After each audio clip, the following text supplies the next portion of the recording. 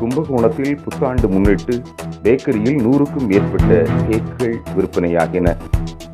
தஞ்சாவூர் மாவட்டம் கும்பகோணத்தில் உள்ள பேக்கரி கடைகளில் பல்வேறு வகையான கேக் வகைகள் பல வண்ணங்களில் தயாராகி வருகின்றன. ஆங்கில புத்தாண்டை முன்னிட்டு ஏராளமான பொதுமக்கள் அலைமோதியபடி இந்த கேக்குகளை வாங்கிச் சென்றனர். விற்பனை குறித்து கடையின் உரிமையாளர்கள் கூறுகையில், ஆங்கில புத்தாண்டை மக்கள் மகிழ்ச்சியுடன் வரவேற்கும் விதமாக தாங்கள் பல்வேறு வகையான பல வண்ணங்களில் கேக் தயாரித்து விற்பனை செய்வதாக தெரிவித்தனர். மூலப்பொருட்களின் விலை உயர்ந்த போதும் தங்கள் வாடிக்கையாளர்களுக்காக கேக்குகளின் விலையை உயர்த்தாமல் பழைய விலைக்கே விற்பனை செய்வதாகவும் அவர்கள் மேலும் தெரிவித்தனர். நியூ இயர் அப்படிங்கிறது எங்களுக்கு ரொம்ப முக்கியமான ஒரு டைம். இங்கே பேக்கரியில் மூலப்பொருட்களோட விலை நாளுக்கு நாள் அதிகமாகிட்டே இருக்குது. இருந்தாலும் நாங்கள் வாடிக்கையாளர்களோட சாட்டிஸ்ஃபேக்ஷனுக்காக பழைய ரேட்லேயே தான் கொடுத்துக்கிட்டு இருக்கோம். கேக்கு எல்லாமே, முட்டை, எண்ணெய் எல்லாமே விலை ஏறி இருந்தாலுமே நாங்கள் அதே ரேட்டில் தான் கொடுத்துக்கிட்டு இருக்கோம்.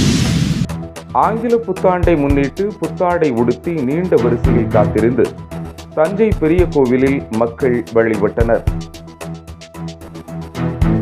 2025ஆம் ஆண்டின் முதல் நாளான நேற்று வருடத்தின் பிறப்பை கோவிலில் இருந்து துவங்க வேண்டும் என்பதற்காக தஞ்சை பெரிய கோவிலில் ஏராளமான பக்தர்கள் குவிந்தனர்.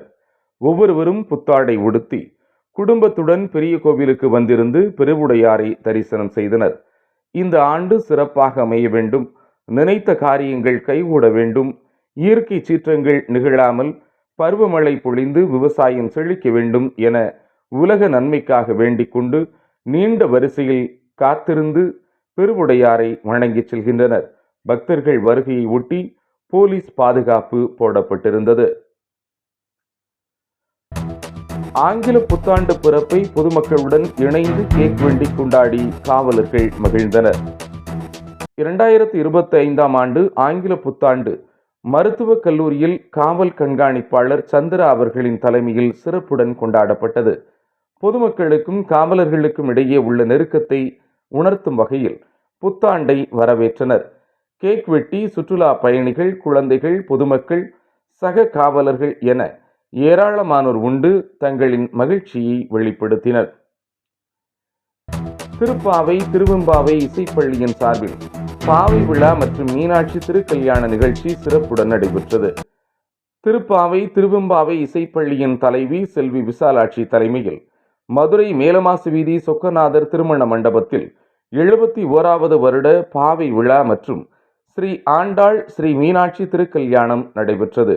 இதில் சிறு பெண் குழந்தைகளின் பக்தி நடனம் மற்றும் பெண்களின் கோலாட்டம், பஜனைகள் நடைபெற்றன. மேலும் 3000 நபர்களுக்கு அன்னதானம் ஸ்டார் நண்பர்கள் அறக்கட்டளை நிறுவன தலைவர் குருசாமி தலைமையில் வழங்கப்பட்டது. திருக்கல்யாண வைபவத்தில் கன்னியாகுமரி காணி மடத்தைச் சேர்ந்த சுவாமி மகராஜ் சிறப்பு விருந்தினராக கலந்து கொண்டு அனைவருக்கும் அருளாசி வழங்கினார்.